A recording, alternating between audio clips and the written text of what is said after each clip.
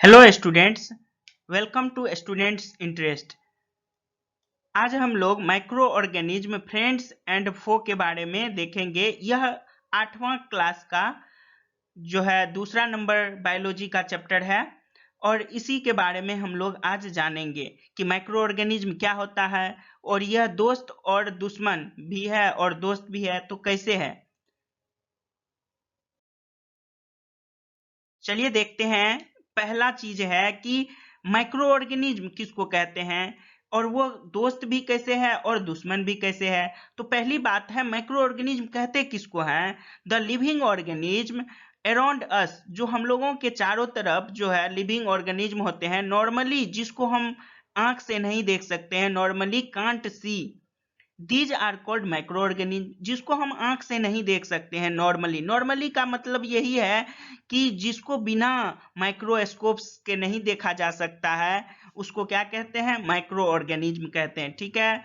Micro organism are classified into 4 major groups. Microorganism को 4 major groups में बांटा गया है। तो वो 4 मेजर ग्रुप कौन है? पहला है बैक्टीरिया, दूसरा फंगी, प्रोटोजोआ और एल्गी। ये 4 जो ग्रुप आप लोग देख रहे हैं, पहला ग्रुप बैक्टीरिया, फंगी, प्रोटोजोआ और एल्गी, ये माइक्रो ऑर्गेनिज्म्स के 4 मेजर ग्रुप हैं। ठीक है।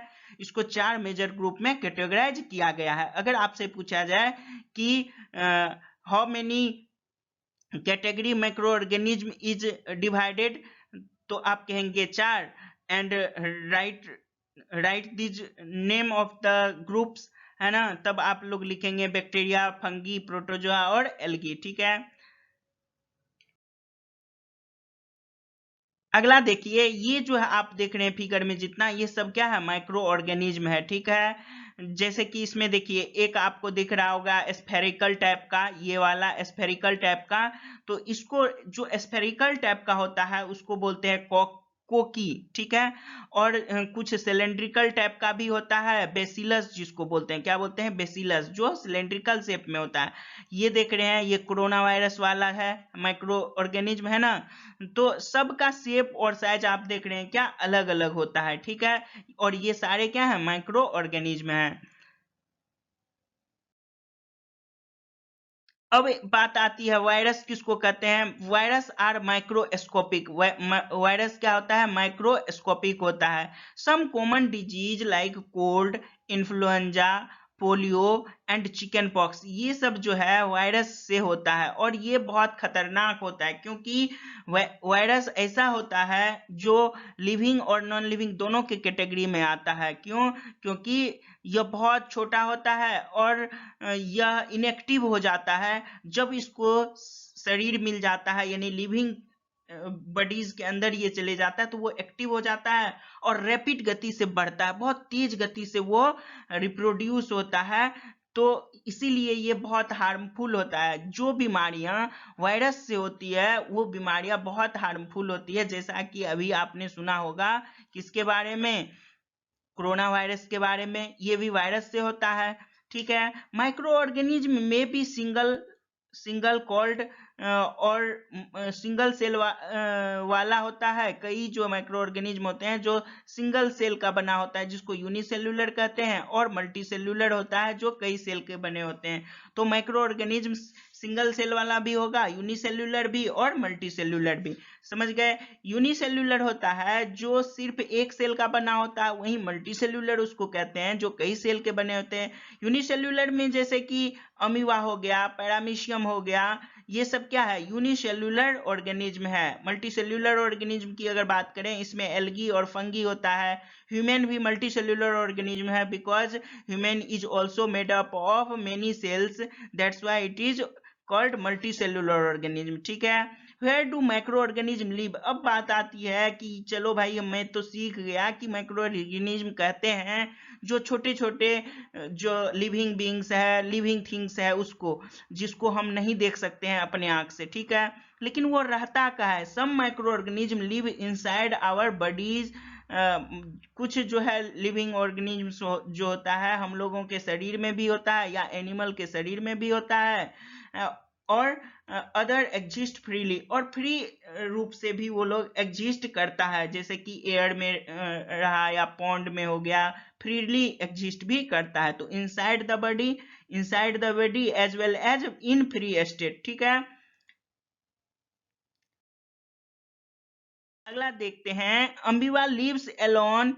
अमीबा जो है ना अकेले रहता है, whereas fungi and bacteria में लिव्स इन द कॉलोनीज। देखिए अमीबा और फंगी बैक्टीरिया में क्या अंतर है कि अमीबा अकेले भी रहता है ना, जबकि फंगी और बैक्टीरिया ये कॉलोनी बना के रहता है। ठीक है, मतलब उसका एक कॉलोनी होगा जिसमें बहुत सारे फंगी और बैक्टीरिया रहेंगे। ठीक है, माइक्रो ऑर्गेनिज्म में भी बेनिफिशियल और हार्मफुल, यही बात है फ्रेंड एंड फो की, कि कुछ जो माइक्रो ऑर्गेनिज्म होते हैं ना वो बेनिफिशियल भी होते हैं, कुछ माइक्रो ऑर्गेनिज्म क्या होते हैं, हार्मफुल भी होते हैं।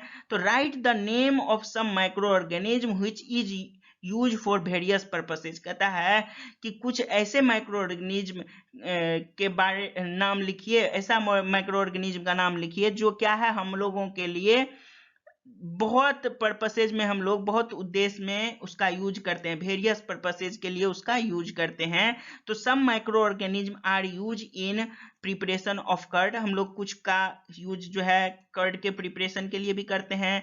ब्रेड जो बनता है, जैसे कि हम लोग बेकरी में देखते हैं कि ब्रेड बनता है, और वो ब्रेड जो है किससे बनता है, तो ईस्ट से बनता है। और इसके अलावा जो है पेनिसिलिन है जो कि मेडिसिन में यूज होता है, वाइन बनाने के लिए ईस्ट का प्रयोग किया जाता है, या केक बनाने के लिए। तो ये सारे क्या है, माइक्रो ऑर्गेनिज्म है। तो आप देखिए ये सब जो है बेनिफिशियल यूज हुआ प्रिपरेशन ऑफ कर्ड। अगर बैक्टीरिया नहीं होता, लैक्टोबैसिलस, तो क्या ये हम लोग दही खा पाते, नहीं खा पाते, ब्रेड नहीं बनता, मेडिसिन नहीं बनता, वाइन नहीं होता, और केक। तो ये सारे चीज जो है अच्छे पर्पस के लिए यूज होता है, माइक्रो ऑर्गेनिज्म का अच्छा पर्पस के लिए।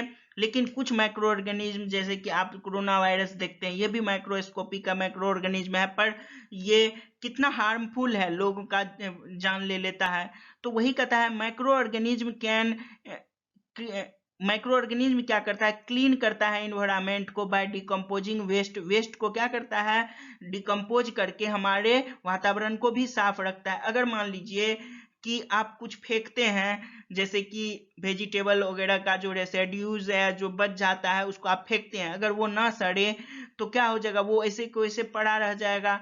तो डिकम्पोज जो होता है, डिकम्पोजिशन से भी क्या होता है, माइक्रो ऑर्गेनिज्म डिकम्पोज करके इन्वायरमेंट को साफ और क्लीन बनाता है। ठीक है, in agriculture it helps in increasing the soil fertility. देखिए कहता है कि माइक्रो ऑर्गेनिज्म का और काम क्या होता है कि यह सॉइल फर्टिलिटी को इंक्रीज करता है। जैसे कि आप जानते होंगे किसके बारे में, राइजोबियम के बारे में। राइजोबियम एक बैक्टीरिया होता है जो हेल्पफुल होता है fixing of nitrogen in soil. देखिए होता क्या है कि पेड़ जो होता है ना वो डायरेक्ट नाइट्रोजन जो है नहीं ले सकता है, वो तब नाइट्रोजन लेता कैसे है, तो वो जो है नाइट्रोजन को नाइट्रेट में, राइजोबियम क्या करता है, नाइट्रोजन को नाइट्रेट में कन्वर्ट कर देता है। उसके बाद वो जो है प्लांट नाइट्रेट का यूज प्रोटीन बनाने के लिए करता है।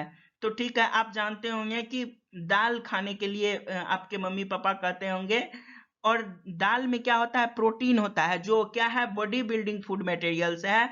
जैसे कि कार्बोहाइड्रेट है जिसको कहते हैं power house of cell, carbohydrate जो माइटोकॉन्ड्रिया में होता है ना। तो ये जो है कार्बोहाइड्रेट क्या करता है, हम लोगों को एनर्जी गिविंग फूड है। क्या है, कार्बोहाइड्रेट एनर्जी गिविंग फूड। इसी तरह से प्रोटीन क्या है, बॉडी बिल्डिंग फूड मटेरियल है। तो वही राइजोबियम जो है क्या करता है, कहाँ रहता है, तो आपको याद रखना होगा कि दाल के पेड़ में होता है, लेग्यूम्स के होता है ना, दाल के जड़ में एक छोटा छोटा जो है, जड़ में छोटा छोटा ऐसे लेग्यूम्स होता है, उसी के अंदर ये रहता है। ठीक है, अब अगला देखते हैं। देखिए अगला है लैक्टोबैसिलस। लैक्टोबैसिलस क्या है, एक बैक्टीरिया है जो हेल्प करता है सेटिंग कर्ड बनाने में, मिल्क को कर्ड के रूप में फॉर्म करने में लैक्टोबैसिलस मदद करता है। Right the name of 2 food atoms which is made by the help of bacteria. देखिए बैक्टीरिया कहता है क्या कि वैसे 2 फूड आइटम्स लिखिए जो बैक्टीरिया बनाने में हेल्प करता है ना, बैक्टीरिया के हेल्प से जो बनता है। तो चीज और पिकल्स जो है बैक्टीरिया के हेल्प से बनता है, ठीक है। नहीं तो क्या हो जाएगा, अगर आप पिकल्स के अंदर बैक्टीरिया होता है, अगर नहीं रहेगा तो वो खराब हो जाएगा। ईस्ट इज माइक्रोस्कोपिक, कहता है ईस्ट भी माइक्रो ऑर्गेनिज्म होता है। Which is use in baking industry, जिसका यूज किया जाता है बेकिंग इंडस्ट्री में, केक बनाने के लिए, ब्रेड बनाने के लिए और पेस्ट्रीज बनाने के लिए। कॉमर्शियल यूज क्या होता है माइक्रो ऑर्गेनिज्म का, देखिए yeast is use commercial to produce alcohol, शराब बनाने के लिए ईस्ट का प्रयोग किया जाता है, एंड वाइन बनाने के लिए, है ना। अब देखिए फर्मेंटेशन एक प्रोसेस है। क्या है fermentation? The process of conversion of sugar into alcohol is known as fermentation. ये जो कन्वर्जन होता है शुगर का अल्कोहल में, उसी को क्या कहते हैं? फर्मेंटेशन कहते हैं। नेक्स्ट देखिए एंटीबायोटिक्स का नाम सुने होंगे। The medicine which kill and stop the growth of diseases, जो क्या करता है वैसा मेडिसिन जो ग्रोथ को, मतलब ऐसे डिजीज के ग्रोथ को स्टॉप कर देता है और कॉजिंग बैक्टीरिया जो है उसको क्या कर देता है, या मार देता है या तो उसके ग्रोथ को रोक देता है, उसी को क्या बोलते हैं? एंटीबायोटिक्स बोलते हैं, ठीक है। और पेनिसिलिन के नाम सुने होंगे आप। पेनिसिलिन की खोज किसने की थी? तो एडवर्ड जेनर ने की थी। Name of the common antibiotics are streptomycin, terramycin और इरिथ्रोमाइसिन। ये सब क्या है? एंटीबायोटिक्स है। Louis Pasteur discover fermentation. Louis Pasteur जो है फर्मेंटेशन को कौन डिस्कवर किया? तो लुई पास्चर किया, ठीक है। लुई पास्चर 1857 में लुई पास्चर क्या किया? डिस्कवर किया।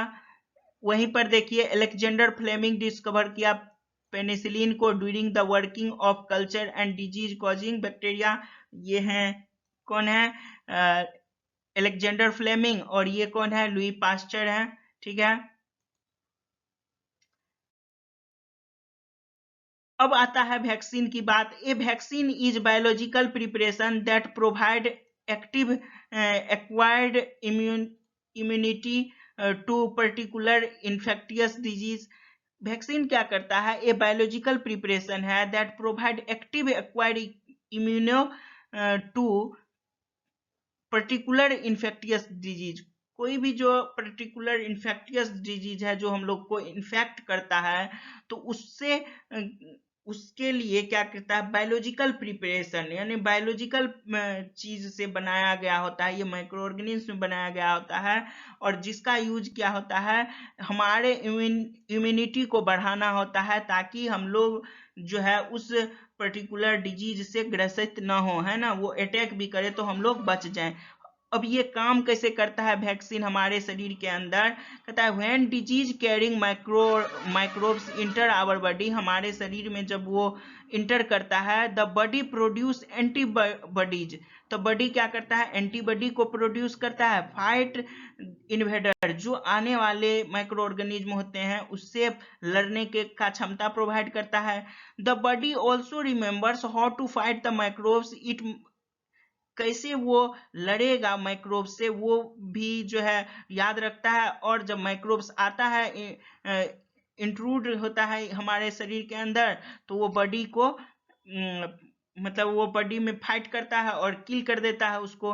प्रोड्यूसिंग सुटेबल एंटीबॉडीज, और सुटेबल एंटीबॉडीज का निर्माण करता है। एंटीबॉडीज रिमेन इन बॉडी, और वो एंटीबॉडीज हमारे शरीर के अंदर ही रहता है। जब भी डिजीज कॉजिंग बैक्टीरिया अटैक करता है तो उसको क्या करता है? किल कर देता है। तो इस तरह से क्या होता है? वैक्सीन काम करता है, ठीक है।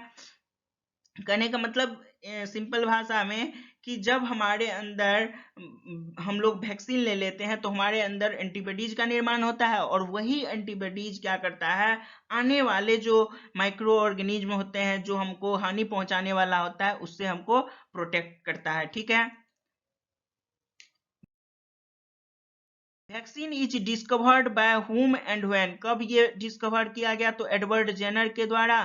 डिस्कवर किया गया वैक्सीन, और कितना ईस्वी में, तो 1798 में, ठीक है। Several disease including cholera, tuberculosis, smallpox and hepatitis, ये प्रिवेंट करता है हम लोगों को, और ये वैक्सीन है ना, इन सब चीज का वैक्सीन बन चुका है। सेवरल डिजीज, कोलेरा का भी वैक्सीन है, ट्यूबरकुलोसिस, स्मॉल पॉक्स, ये सब का वैक्सीन है हमारे पास।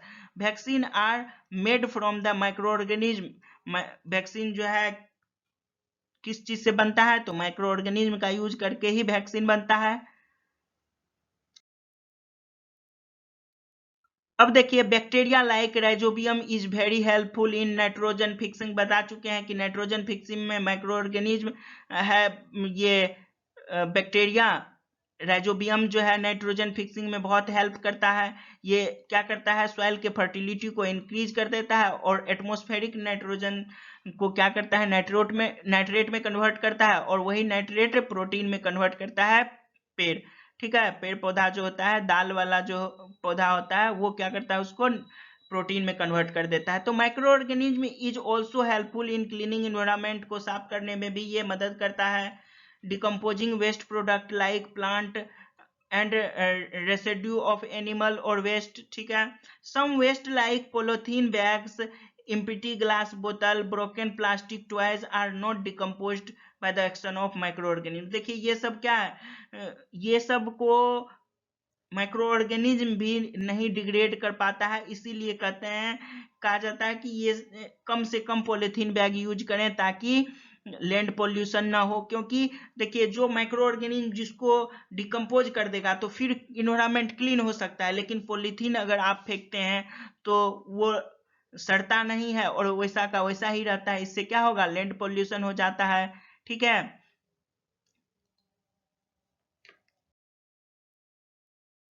कहता है plant waste been converted into the manure by the action of microorganism. देखिए, प्लांट वेस्ट जो होते हैं वो क्या होता है, माइक्रो ऑर्गेनिज्म उस पर जब अटैक करता है तो वो कन्वर्ट कर देता है, क्या उसको अपने एक्शन से माइक्रो ऑर्गेनिज्म कन्वर्ट कर देता है मैन्योर में, जो उसको खाद के रूप में हम लोग यूज करते हैं। हार्मफुल माइक्रो ऑर्गेनिज्म की, ये जो आप अभी देखे जितने सारे ऊपर जो आप लोगों को बताए, तो ये सब अच्छा यूज था माइक्रो ऑर्गेनिज्म का। अब कुछ माइक्रो ऑर्गेनिज्म है जो कि हमारे लिए हार्मफुल है। तो देखिए, एक टर्म आता है पैथोजेंस, किसको कहते हैं, some microorganism cause disease, कुछ माइक्रो ऑर्गेनिज्म ऐसे होते हैं जो हम लोगों को डिजीज फैलाते हैं हम लोगों के शरीर के अंदर, तो उसी को क्या कहते हैं, या तो प्लांट में या एनिमल में डिजीज, जो डिजीज कॉज करता है माइक्रो ऑर्गेनिज्म, उसी को पैथोजेंस कहते हैं। कम्युनिकेबल डिजीज का नाम सुने होंगे आप, कम्युनिकेबल डिजीज किसको कहते हैं, माइक्रोबिकल डिजीज, वैसा disease that spread from the infected person, जो इन्फेक्टेड पर्सन से फैलता है हेल्दी पर्सन में, किस किस चीज के थ्रू, तो air, water, food and physical contact के द्वारा फैलता है, उसी को कम्युनिकेबल डिजीज कहते हैं। अब कैरियर्स कौन होता है माइक्रो ऑर्गेनिज्म का, कोई ना कोई तो कैरियर्स होता होगा, तो इंसेक्ट हुआ, एनिमल हुआ, सच इंसेक्ट आर कॉल्ड कैरियर्स। मतलब वैसे जीव जो क्या करते हैं, माइक्रो ऑर्गेनिज्म को एक कैरी करते हैं, कहने का मतलब जैसे आप देखिए, फीमेल एनोफिलीज का नाम सुने होंगे, वो क्या करता है, मलेरिया को कैरी करता है, प्रोटोजोआ से होता है। तो वो जब काटता है तो हमारे शरीर में क्या करता है, वो प्रोटोजोआ छोड़ देता है, जिससे क्या हम लोग बीमार पड़ जाते हैं, ठीक है। तो इस तरह से वो क्या हो गया, कैरियर हो गया। फीमेल एनोफिलीज मच्छर जो है, mosquito is carrier of the parasite and malaria. Female Aedes जो है, ये एडिस क्या करता है, कैरियर है, वो डेंगू डिजीज का कैरियर है, ठीक है। पूछा जाएगा कि डेंगू कौन मच्छर फैलाता है, मॉस्किटो फैलाता है, तो एडिस, ठीक है। कहता है how you control the spread of malaria और डेंगू, कैसे आप इसको कंट्रोल करेंगे? All mosquito breed in water, जितने भी मॉस्किटो होते हैं वो वाटर पे अपने ब्रीड करता है ना। Hence once should not let water collected anywhere, कहीं पे हम लोगों को वाटर को कलेक्ट नहीं होने देना चाहिए। जब ये वाटर स्टेगनेंट हो गया, स्टेगनेंट मतलब एक जगह रुक गया, तो वहां पर क्या हो जाएगा, धीरे धीरे वो सड़ जाएगा और उस पर क्या होगा, मॉस्किटो ब्रीड होने लगेगा और इससे बहुत ज्यादा मॉस्किटो जन्म ले लेगा और वही हम लोगों को बीमार करेगा काटने पे। तो कूलर हो गया या टायर हो गया या फ्लावर पॉट हो गया, तो रेगुलरली उसको पानी अगर उसमें जमा है तो उसको साफ करते रहना चाहिए। बाय कीपिंग सराउंडिंग्स, ठीक है, clean and dry, we can prevent the mosquito from the breeding. तो मॉस्किटो को ब्रीड होने से हम लोग क्या कर सकते हैं, रोक सकते हैं।